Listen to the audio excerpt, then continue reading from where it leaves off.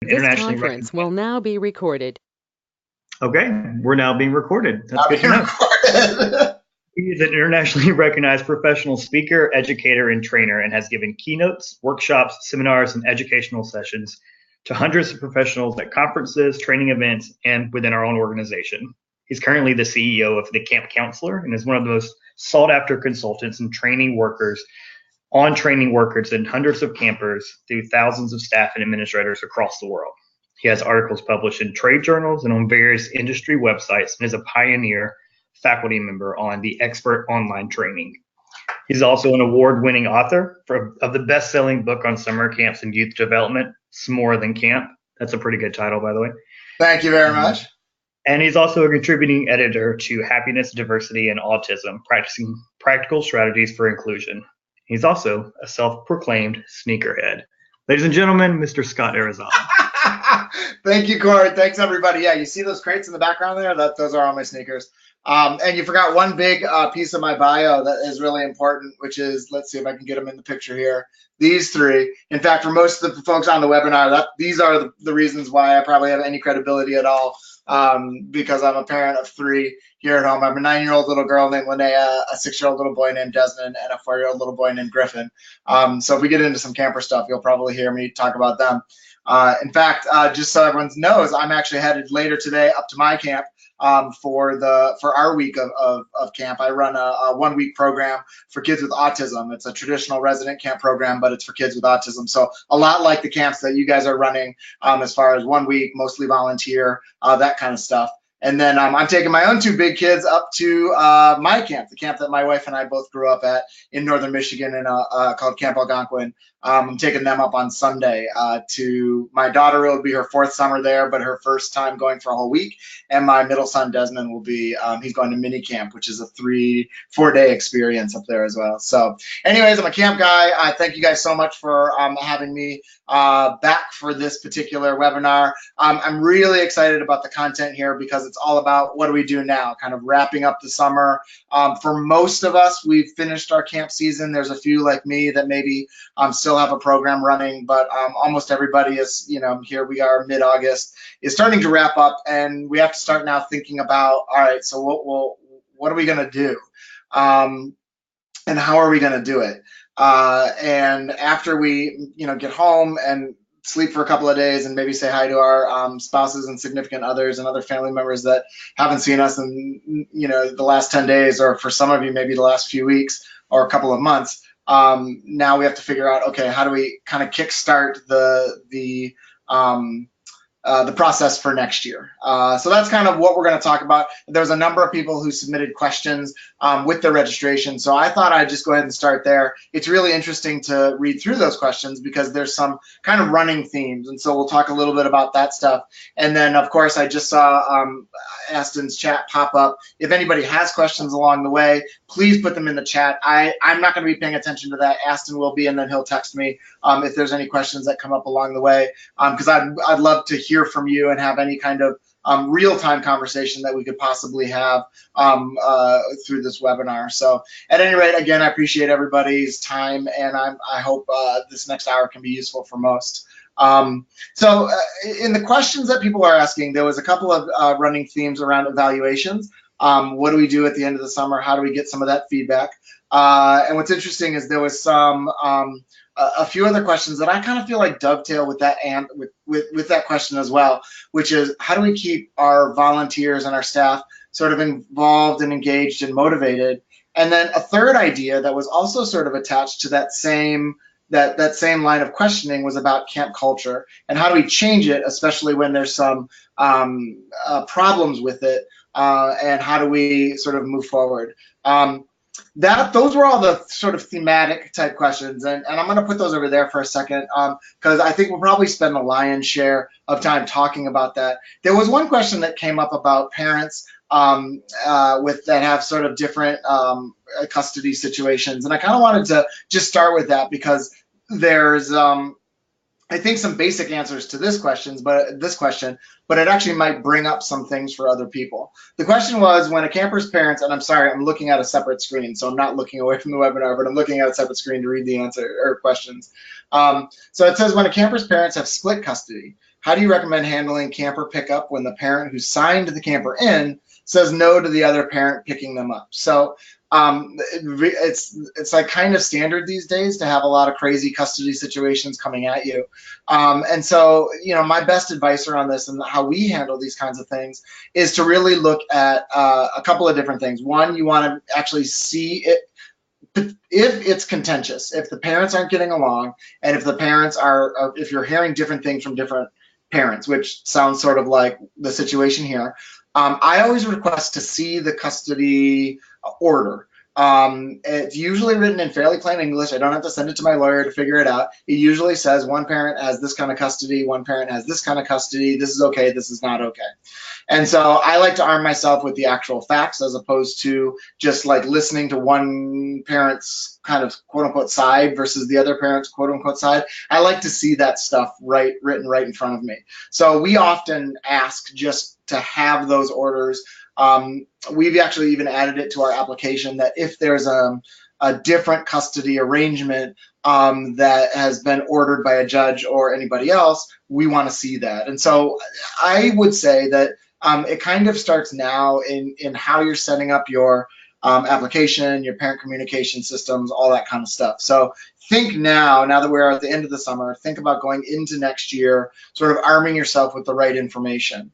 Because at the end of the day, you and your organization can really only do what sort of legally has been set up for this particular kid. You can't go above and beyond those things unless, of course, you feel like they're in some sort of imminent danger, and then all of you are mandatory reporters. I know in some states you might not be, but I just sort of like saying that every camp person is a mandatory reporter. And so, of course, if you think there's some safety issue to not release a kid to a particular adult, I don't care what the custody situation is, that's always going to be a call that you as a sort of childcare provider, a youth development professional, that's a call that you have to make every day on the ground on whether or not we can actually release this child to this particular person right now.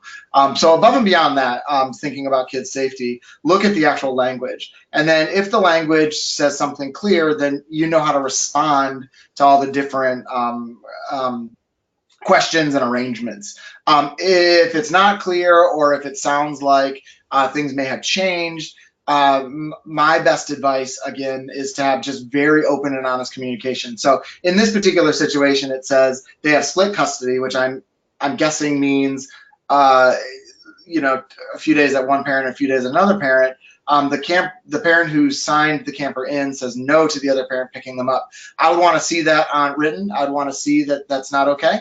And if it's not okay, I would call the parent back, or I would not do this via email, not do this via text. I would get on the phone and actually talk to the parent that signed in, and I would say, well, according to the custody arrangement, I have to, I'm able to release to this particular parent, so I want to understand why you're requesting me not to, and if there's sort of some other conversation that you need to have. In that situation, I would also call the other parent and say, hey, what's going on? According to this custody arrangement, it says that both of you are able to pick up. I have the other parent telling me not. Now, the suggestion that I just made puts you kind of right in the middle of this weird family dynamic, and I want to recognize that. But let's be real with each other that we're taking care of their kids, and so we are kind of already in the middle of their family dynamic, and we really need to be responsible to keeping this kid safe physically and emotionally. So that's the guise under which we're doing this. If the parent says something about the other parent can't pick up, well, we got to understand why, because again, legally, I can't stop a parent from picking up their own kid. So I have to understand why. So that's where I would start. But the reason why I want to start with that particular question is because it leads us into all the other sort of streams in the questions that came back, because that's about having a system and a process that you set up literally right now. Camp people were sort of famous generically for taking kind of the end of August and September, and if you want to make a joke about it, the rest of the fall, until at the very least New Year's Day, kind of off. We kind of go dormant during this time. And I totally understand that. I'm a camp guy too, right? I haven't even done my camp yet. I've spent the whole summer doing trainings and consulting work. So I know how it feels, and I know we're all tired right now. But August and September is absolutely the very best time to do high-level thinking around your systems. You're fresh out of it, so you know some of the challenges and obstacles with anything, parent communication, social media, and how are you using it during your week or two of summer, your application process, a lot of the things that came up about volunteers and keeping them on board. I mean, all these things are really fresh in your mind. So right now is the time to really develop some systems around what are we going to do, what are we not going to do, how are we going to fix it. If we use just the custody situation as an example, again, right now I would go all the way to the very initial point of contact with the parents and all the way through the application process and the drop-off procedure, and really think through what do we need to do when we have sort of different or interesting custody arrangements. Where are the points of contact? How do they find out what's okay and what's not okay as far as a parent receiving information? And really start right now from the very beginning. Is it appropriate to put something on your website? Is there a whole parent section where it has that kind of information?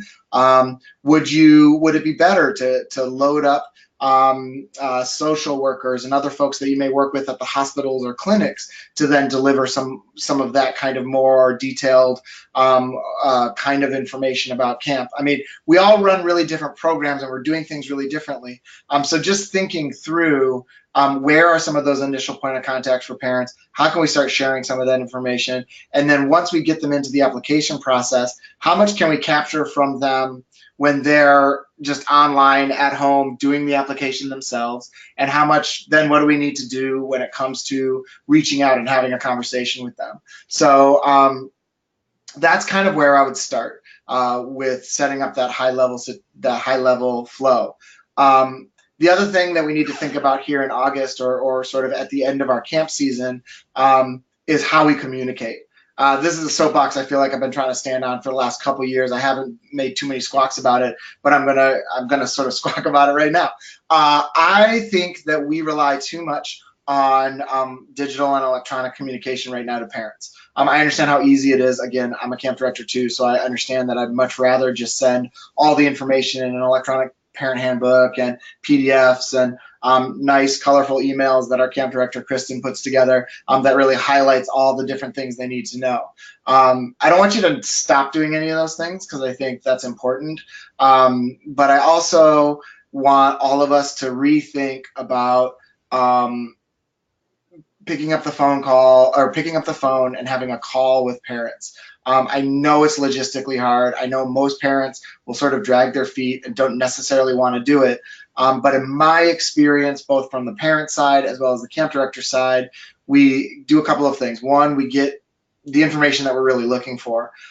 Two, we can create a trust and a credibility factor with parents that an email can't. So when I'm on the phone with a parent and I can ask questions about their kids or things about their routines or things about their medication or whatnot. Now remember, I'm dealing with a different population than you guys, so my questions might be different than yours.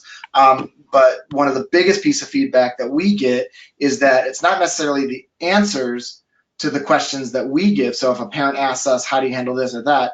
It's not necessarily the answers that we give that buy us that credibility or trust.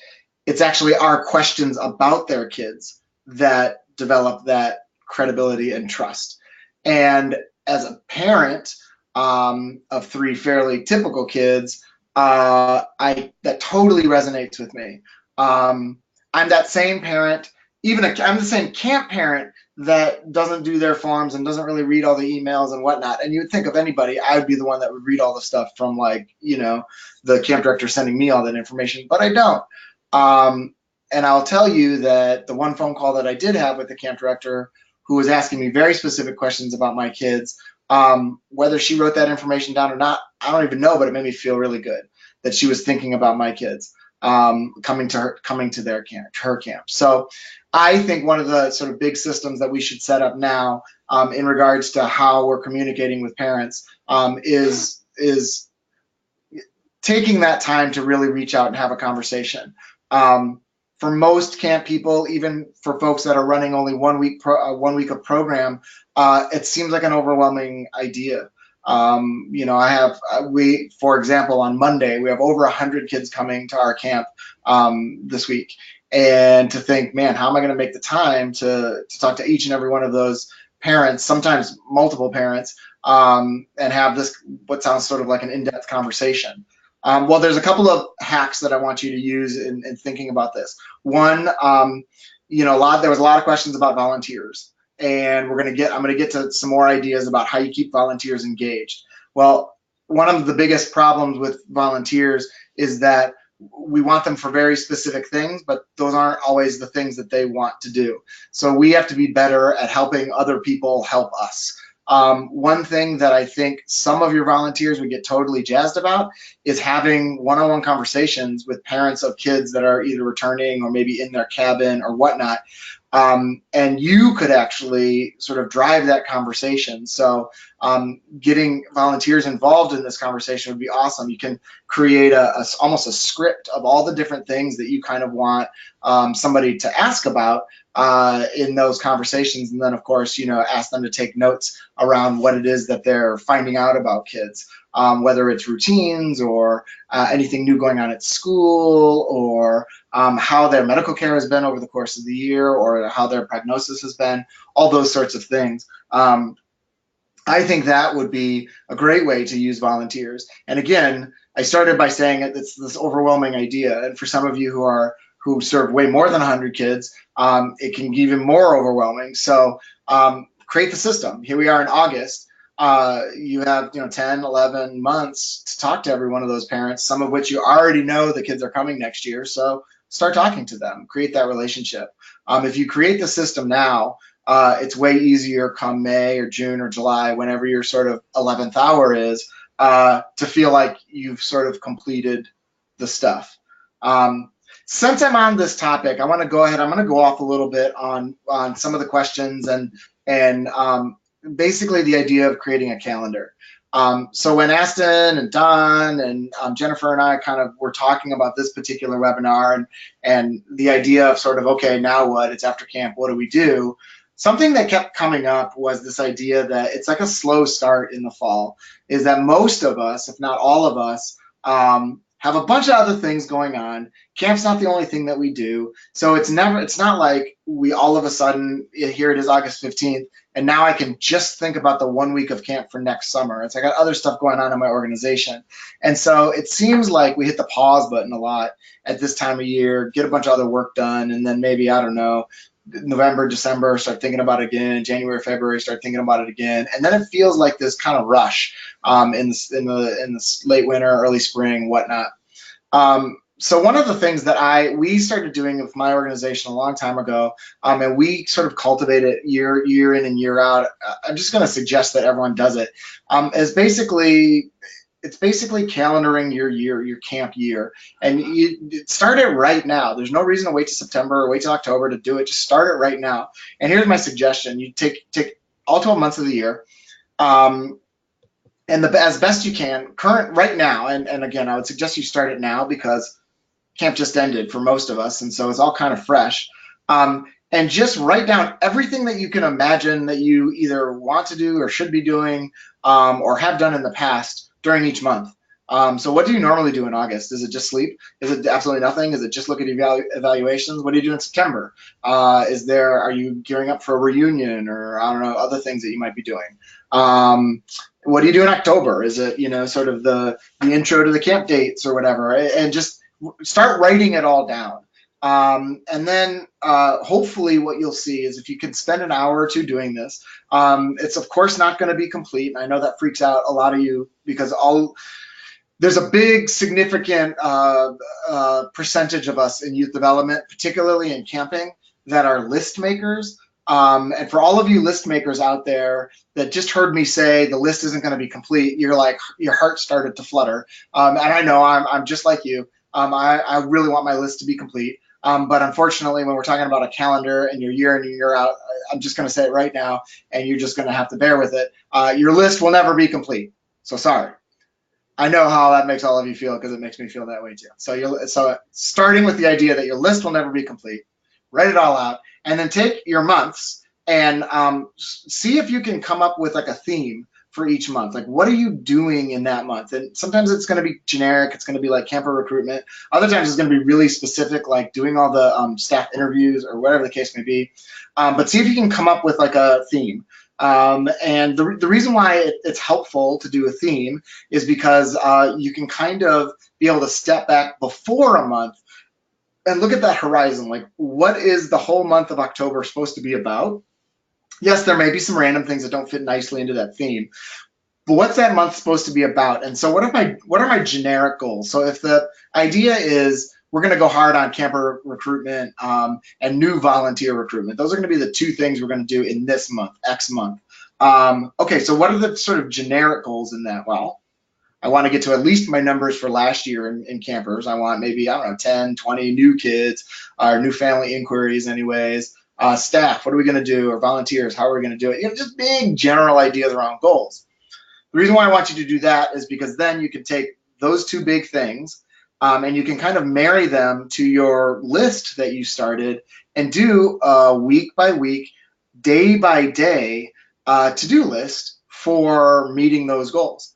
What you're doing is you're breaking things down smaller and smaller so that each and every day when you have your Camp Tall Tree 2 hours that you have in the afternoon to work on camp for next year, you have some real life immediate goals right in front of you. Here's what I'm going to get done today. Here's what I'm supposed to get done this week. Here's how this fits under this monthly goal.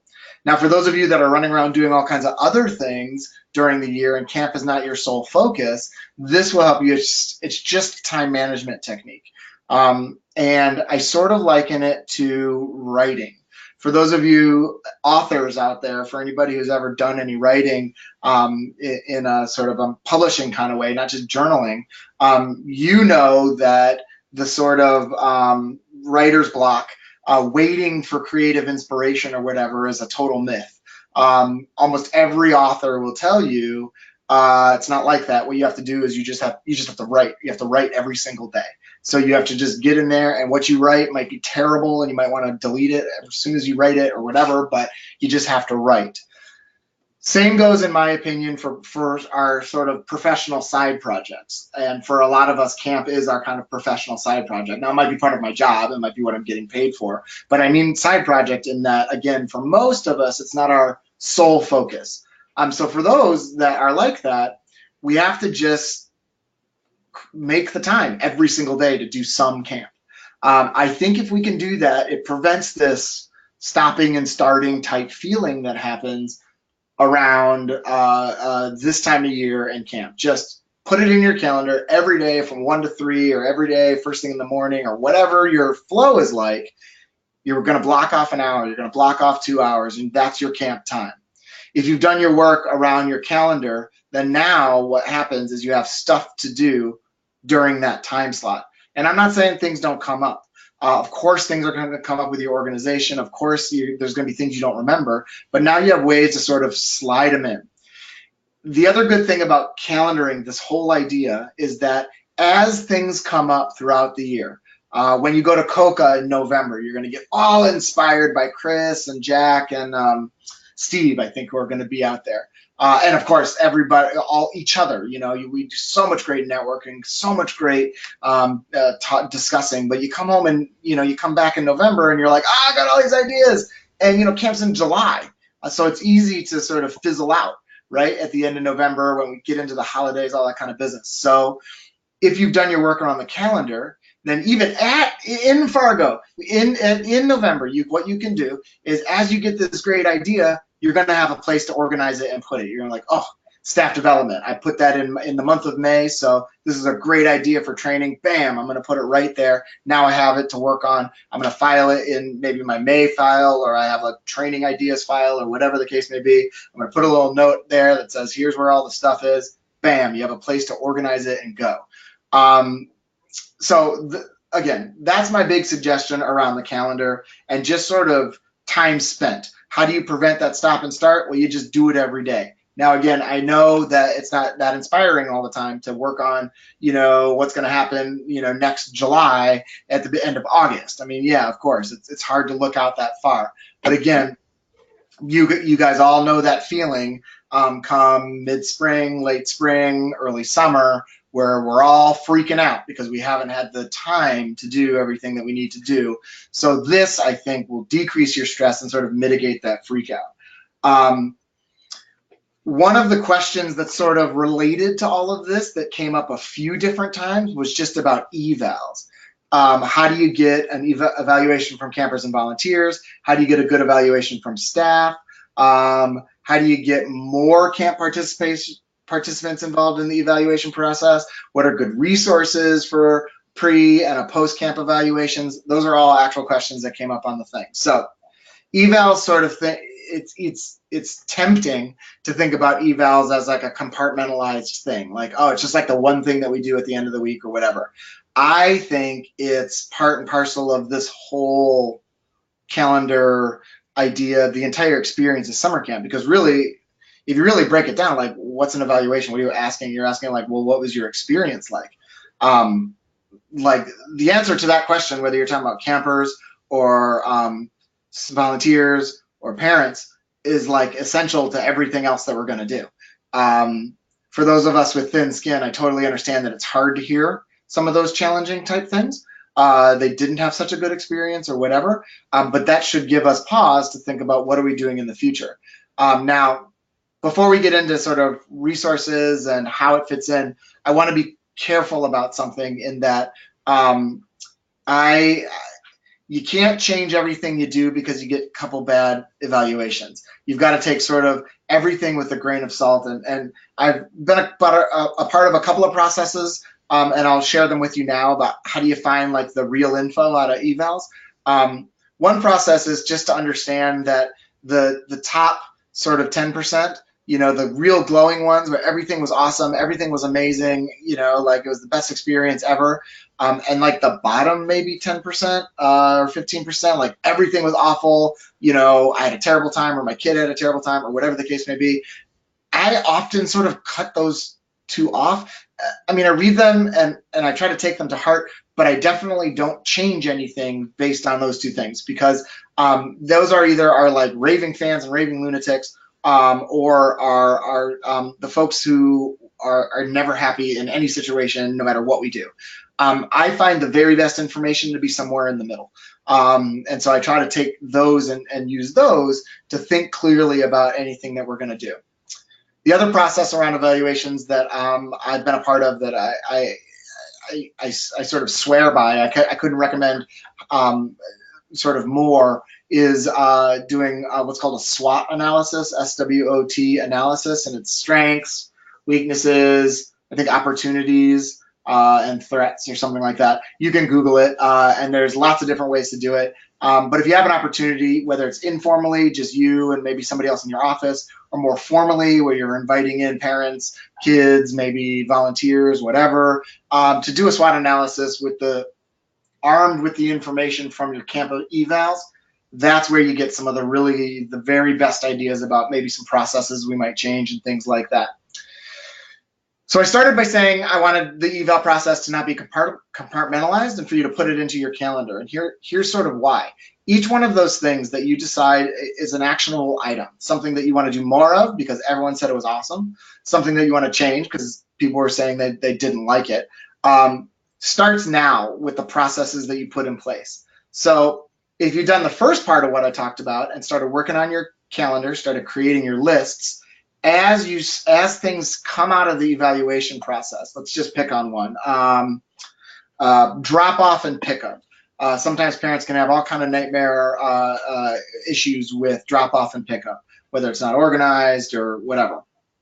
So let's say that comes out of your eval process and it's like, wow, we didn't do a good job with drop off. Everyone felt scattered. Nobody felt like where they were gonna go. Seems like something you could say to yourself, okay, I don't have to worry about that till June because our camp's the first week of July, so I'm gonna put it in my June calendar.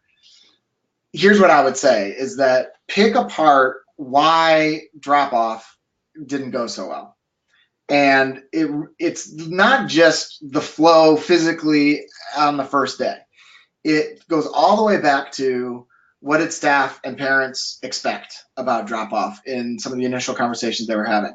What information went out over the course of the year about drop-off. And then, of course, physically on the ground, did you run through drop-off with your staff and all that kind of stuff? Now, those three ideas belong in different places in your calendar. So that's what I mean by taking these evals and really stretching them out. I promise I'm not just looking at my phone for phone's sake. I think it looks like we have a question that came in. It says, we have a question. They would like to hear about staff evals by camp director to counselor during the week of camp. Great. We'll slide right into that in a second.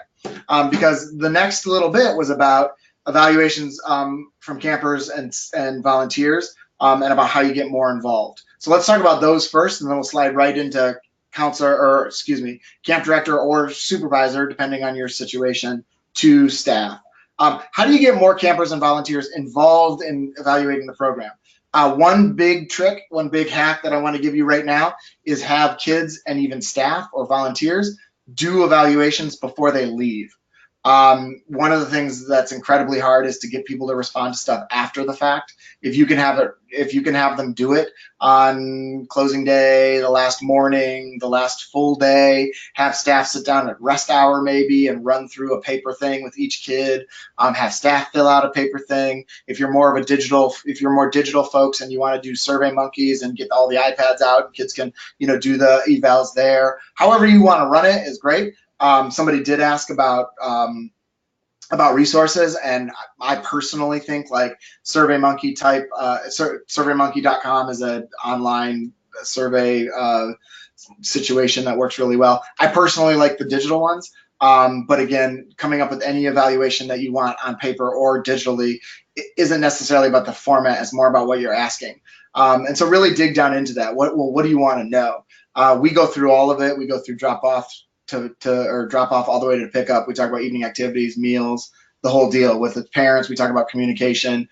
Ask each other when you show up in November at COCA-I. Ask to see each other's evals. It's something that we should definitely be sharing with each other because we can always learn.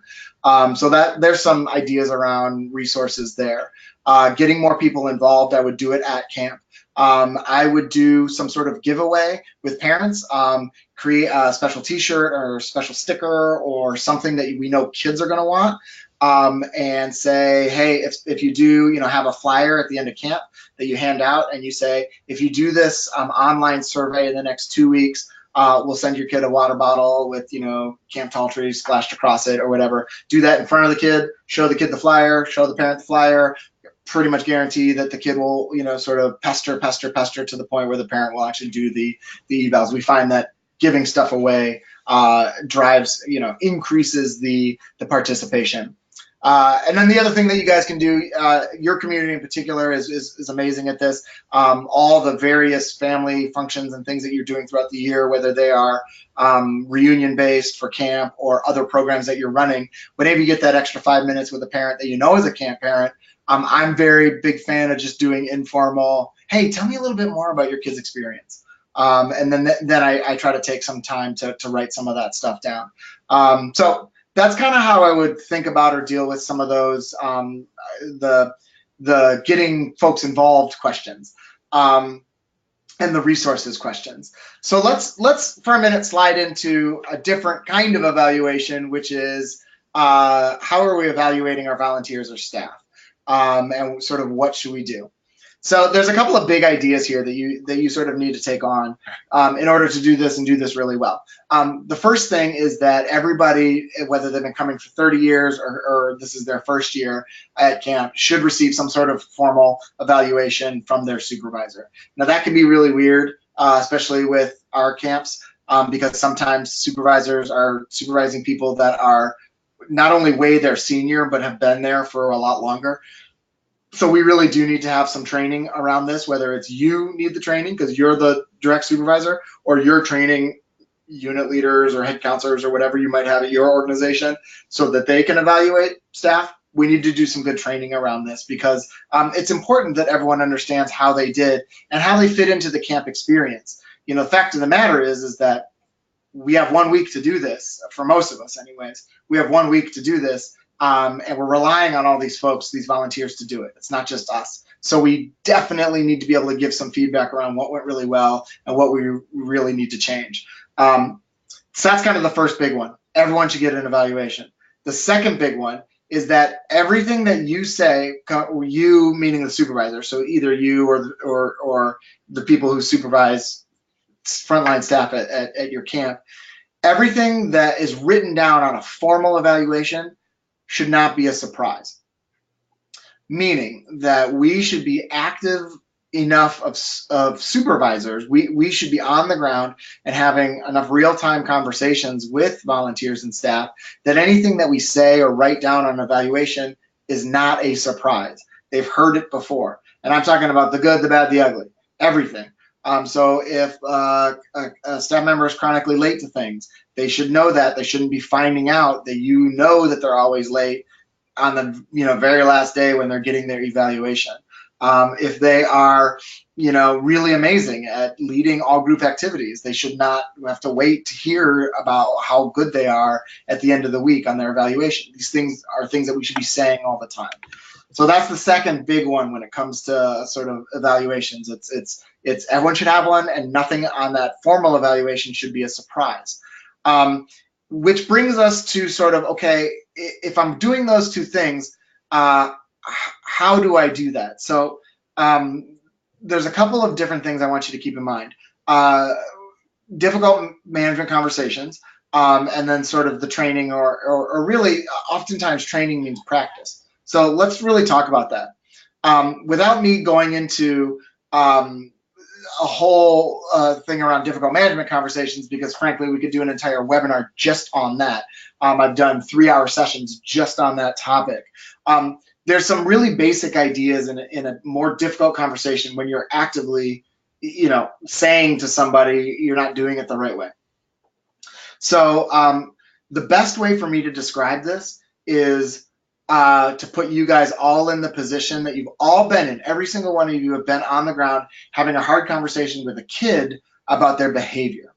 And there's some certain things that we do during that conversation that I want us to mirror during the conversation that we are having with adults. So in a conversation with kids, one of the very first things we do is we identify what the problem is, but not in a "you did this, why did you do it" kind of way, but in sort of like a, almost questioning, right? Like, what happened? Well, why did you get in the fight? Or why are you so upset? Or oftentimes we know the answers to that because it went down right in front of us. But we tend to approach kids in their behavior in more an inquisitive kind of way. And I think that's a great start with staff, because one of the things that we often think when it comes to volunteers and staff is that we not only know what happened, but we have this feeling like they knowingly did something wrong. Oftentimes that's not the case. So we're just going to lay out what we think is the problem, and we're going to ask good questions about it. We're going to be like, it seems like you've been late, every morning to breakfast. That's really tough on your co-counselor and the rest of the units, or the rest of the cabins in your unit, because they sort of feel responsible for your cabin. Sort of, what is that the case? What's been going on? So I'm basically laying out there that you're late every day. But I'm doing it in a way that gives you the opportunity to sort of respond and say, here's what's going on. The next step with a kind of difficult conversation with staff is one of the hardest ones for supervisors, which is just listen. The reason why it's so hard is because, unlike having a kid conversation, they get defensive, like a kid conversation. They get defensive, but unlike the kid conversation, is we don't expect a regular adult, a grown-up, to be defensive about bad behavior. We expect them to be like, yeah, sorry, I'm late. I won't be late tomorrow. Because that's how adults are supposed to handle themselves. But they don't. They kind of, get defensive as well. So really just listen.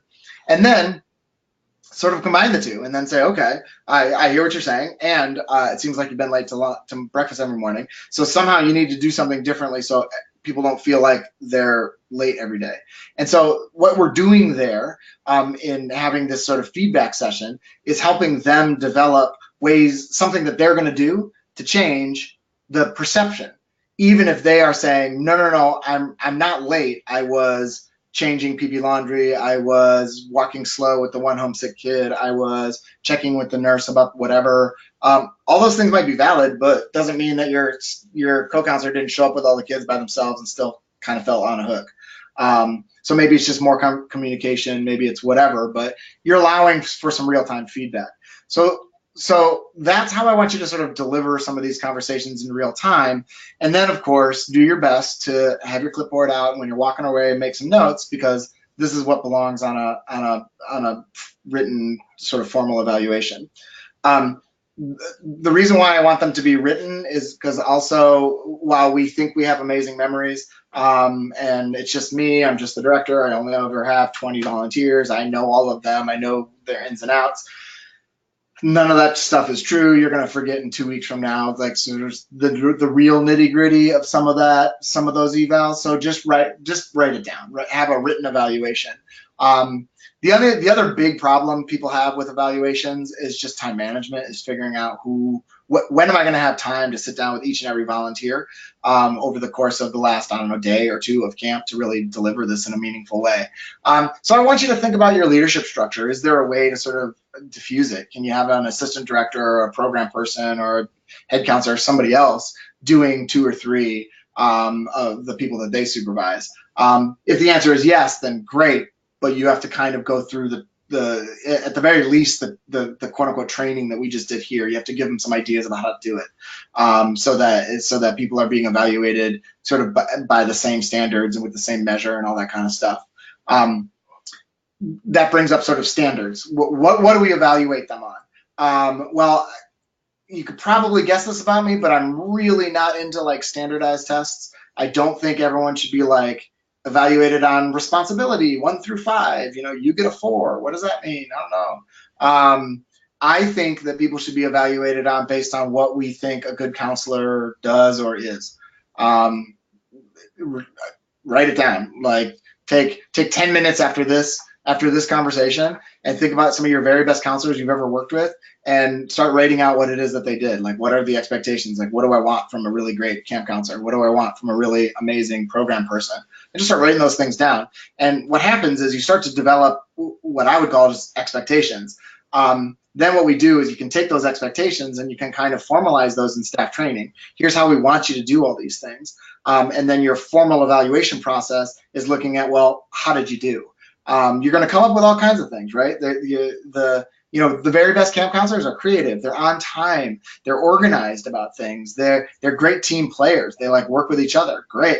Don't set it up that's like, oh, teamwork 1 to 5. No, well, what does that really mean? Like, what does great team play at camp really mean? Well, they talk to each other a lot. They include each other. And then make those things the things that you're really looking for. You're going to train them on the front end how to do it. You're looking for them to implement those ideas during camp. And you're saying at the end of the week, hey, here's how we did. If you can do all those things, and again, set it up now so it's not all overwhelming in July, then you're going to have staff and volunteers that really understand what it is that it means to be a great camp counselor at your camp, but also how to do it during the week and a measure of how they did at the end of the week. That is going to help with some of these other questions about how do we keep people engaged throughout the year. I already told you, my biggest thing about volunteers is that we have to help people help us, right? One of the biggest pieces there is not just to blanket email everybody every time you have an event, say, hey, who can come? But have an individual conversation with each one of your volunteers about how they want to be involved over the course of the year. We've got events, we've got fundraising, we've got like logistical organizing stuff come spring when we're going to kind of get into it. We got program supply ordering. We have, think about it. Where are you going to get the list that I just rattled off? Your calendar that you already made.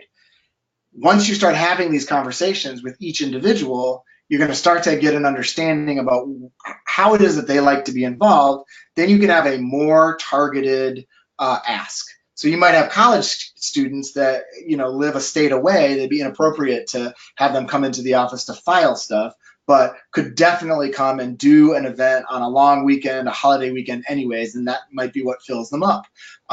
If you can help people help you, they're going to be way more apt to sort of stick around. And you're not just going to be relying on that sort of inspiration, motivation from that 1 week of summer. You're going to be like, look, we're part of these kids and families' lives all year round, right? So how do you want to be involved? How can we do it?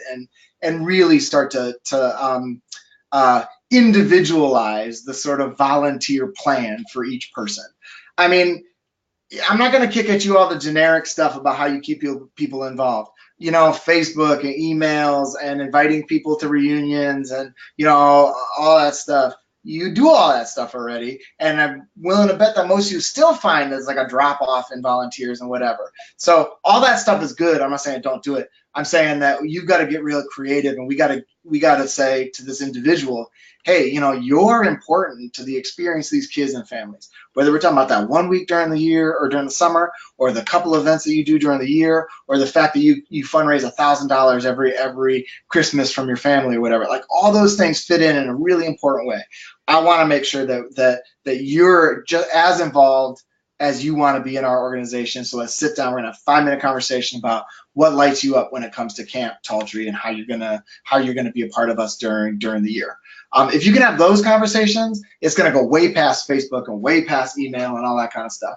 And then, of course, the basics, you know, that you might already do, but make sure that every one of your volunteers feels like they're part of the community, and that you're sending birthday cards, you're sending random stuff.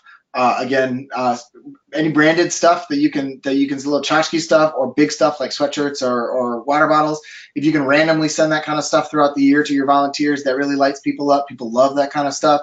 For whatever reason, stickers are really big right now. Get a bunch of stickers with your logo on it and just randomly mail it to people with a little post-it note saying, hey, we were thinking of you. If you can do those kinds of things, people feel way more involved in the community.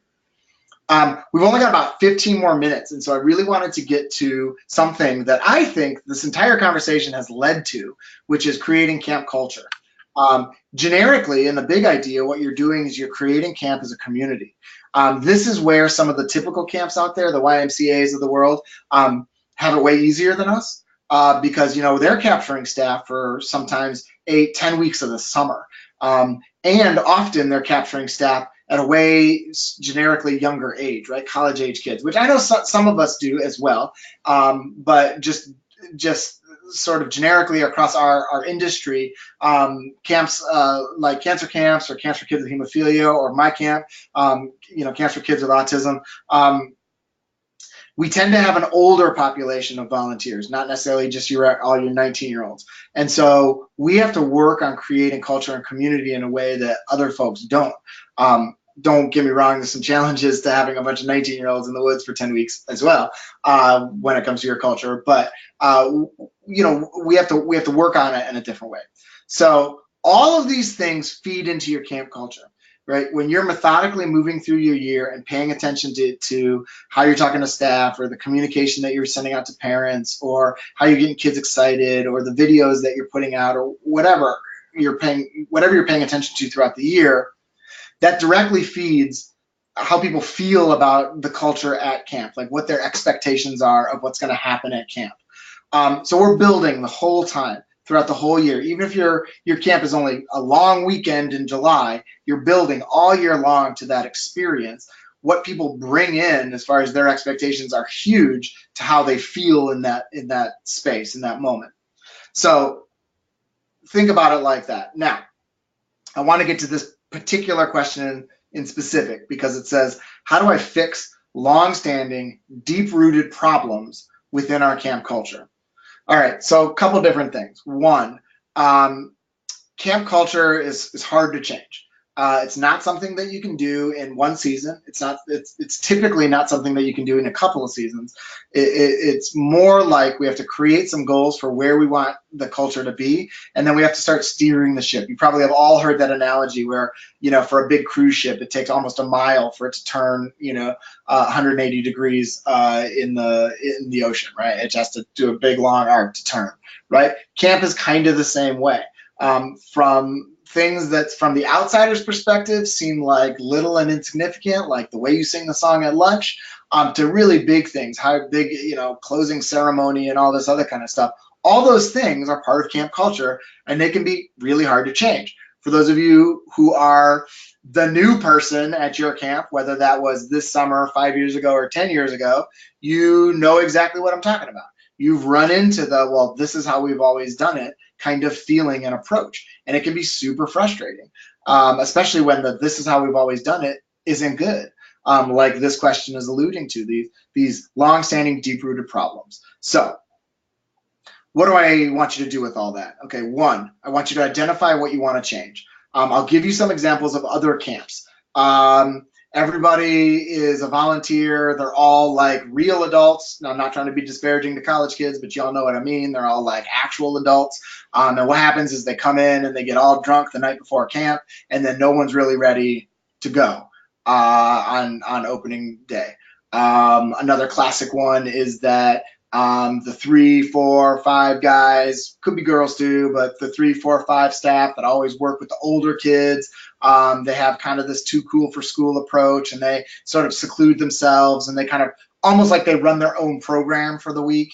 They just don't do all the things that all the rest of the camp does, and you kind of think it's this combination of like entitled and lazy, and it doesn't look really good and all that kind of stuff. And on and on. Like those are just some classic examples of what I would call sort of deep-rooted, long-standing problems. So one, you're working on all the expectations of what camp is supposed to be like for kids and for volunteers. When it comes to some of these deep-rooted problems, let's talk about what it's like for volunteers. And what I want you to do is identify what we're going to change. We're not going to have any more drinking on camp. Not the night before, not when kids are there, not at the banquet on the last night. And because it's bad for kids, it's bad for us. We don't need it. We're only here for 7 days. We don't need to have all this drinking on camp. So we're going to change that. That's the goal. That's how we're going to change the culture at camp. What needs to happen starting right now is you need to start having conversations, and they need to be very real. We need to start calling people out. Half of you are really worried right now. I just sent up a big red flag because you're like, yeah, but these are volunteers. You know, they make our program happen. How can I turn to them? You know, half of them won't come back next year if I say we can't have the big party at the beginning of the summer or beginning of the week. You're not going to like what I have to say. Okay. Maybe they're not there for the right reasons if they wouldn't come back because we can't have a party. We're not there to have a party. I understand that we love each other. I understand that for some of your staff, they've grown up together. I understand that this is the only week they get to see each other sometimes throughout the year, but that doesn't mean that they're actually good for kids if they're willing to say, nope, I'm not going to do the whole experience if I can't get drunk with everybody the night before. So not only having those goals, but drawing some serious lines in the sand and not capitulating on those. If it's not okay, it's not okay. If we want to change a part of the culture, we're gonna look to change it. It starts with having some of those conversations, building up those expectations, and then asking, are you on board for this change? If you're worried that half your staff aren't going to come back, well, okay. First of all, I think good riddance. Second of all, I think it's August 15th. We're going to spend way more time this year than we have in the past recruiting new volunteers. And you know what I'm willing to bet? I'm willing to bet that if you change what in quotes here, long-standing, deep-rooted problems with your camp culture, if you start working on changing some of those things, you're not the only one that's identified this as long-standing and deep-rooted problem. I'm willing to bet there are legions of volunteers who have slowly fallen off, who have slowly not come back because of these issues at your camp, whether it's drinking or anything else, or there's weird cliques that happen at camp or all kinds of stuff. So start talking about it now. Start developing some strategies and ideas and techniques for how we're going to change it during the summer. And again, have some of those conversations now with staff.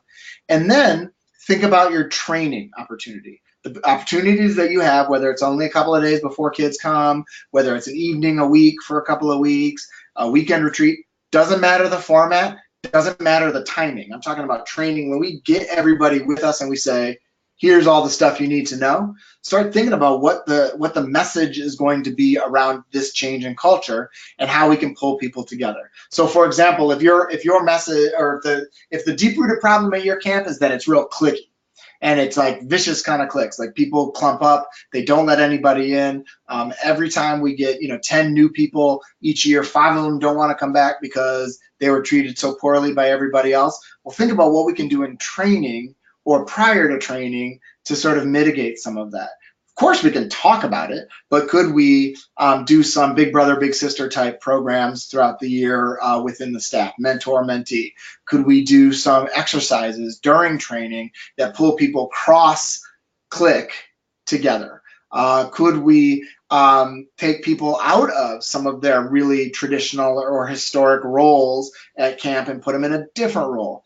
Again, I know some of you are thinking, yeah, but if Scott doesn't do the CITs, he's going to freak out because he's done the CITs for 15 years. Well, if Scott is so attached to the CITs that he's willing to not come back to camp because you want to have him be a part of some other group, maybe he's coming to camp for some other reason other than to deliver this experience to kids. I mean, that's at the end of the day, that's what it's all about. And then I guess I'm going to kind of leave you guys with that idea because in my experience, whether it's a change in culture, not asking somebody back, having a really difficult management conversation, even fighting with my own organization, like the board or whoever else, to sort of take on something new or to change the direction, the simplest idea that it always comes down to in any of those realms is like, what's the experience for the kids?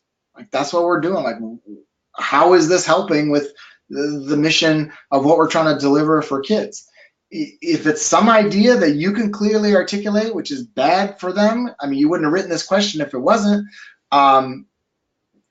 fight for it. And then when you're having that conversation, just bring it down to the ground and be like, this isn't about kids, this is about adults, this is about you, it's about funding, this is about this, it's about that. I'm trying to recognize the very basic thing we do, which is deliver a pretty sweet experience for kids. And if you want to break it down even farther, it's not even just delivering an experience for them, it's helping them create connections, create relationships between each other, between adults and them, between everybody in their environment. And then if you start and end with that, that's your why. If you can start and end with why are we doing this, whether you're having a conversation with an individual staff member, a family, a board member, you're dealing with camp culture, whatever it is, you start and end with, here's what we're doing, here's sort of why we're doing it for kids. There's very few arguments against that, right? Yes, people might not like it. You might get volunteers that walk away. You might lose donors, all those things, but well, what are we doing it for if not that? And then again, for a lot of you, that conversation gets a little bit more complex when you have to think about the greater organization and how it fits into the other programs that you're doing and all that. But it's still just as simple. I would imagine it's not easy, but let's be real about the simplicity of the idea of what we're trying to do when it comes to camp. And again, I want to be very clear with what I'm saying here. Camp, the idea of summer camp is simple. But it is, as every one of you know on this webinar, it's not that easy to deliver camp. So look, I hope everyone has had a good time. Eston, I don't know if there's any other questions that I can cover here in the last little bit. I tried to hit all the stuff on the questions that people submitted beforehand. But again, I appreciate everyone's time. I hope this was helpful for y'all.